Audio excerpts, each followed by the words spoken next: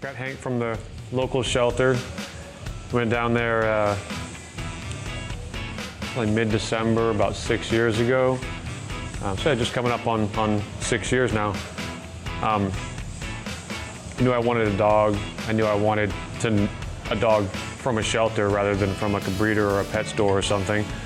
So I went down there, had a look around,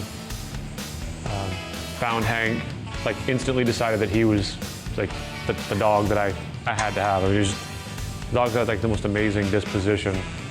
And walk into the office, tell them I want so-and-so dog, and they tell me that he just got there that afternoon, and by law they have to hold him for like 7 days or something. So asked to be put on a waiting list to get him if he hadn't been claimed in 7 days. They said they didn't have waiting lists, so I had to take my chances that he would be there when I came back. So 7 days later, which coincidentally happened to be my birthday that year, I was waiting at the door when they opened to make sure that nobody else had come in to get him. I get there that morning, I mean, intent for the last week that that's the dog I have to have. I'm so sure that's the dog I have to have. But because I'm totally indecisive, I'm like, oh, maybe I just better make one more pass around just to make sure he's the right dog. And as I'm walking through, I originally went there looking for a boxer, and Hank is a boxer terrier mix. And I saw the most adorable baby boxer. And I was like, oh shit, I think that might be the dog that I need, you know? And I kind of walked around, I thought about it. As corny as it sounds though, I literally, like, the reason that I went back and got Hank is I looked into his eyes before I left, and I promised him I was gonna come back in 7 days. If he was still there, he'd come home with me. So I went and I got him, and I think about it all the time. Like, I don't know what I would have done if that would have been the wrong decision, not just for him, but for me to not have taken him and taken the other dog.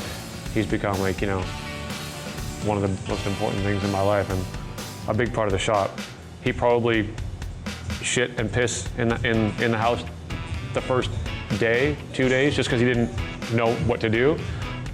And after 1 or 2 days of walking out, you know, to the corner to go on the grass, he never did again. He's never torn anything up. He's never, nothing. I mean, it's like, you couldn't write the book of like the story of a better dog. He's amazing. I can't believe how good he is. During the day, usually when I'm working, he's just kind of hanging out in his office, you know, napping or doing whatever. But then you start getting some people around here, like during the shows and stuff. Hank loves the ladies. So the ladies start coming in, and next thing you know, he's walking around schmoozing and, you know, just looking cute and doing his thing and getting all the attention from the ladies.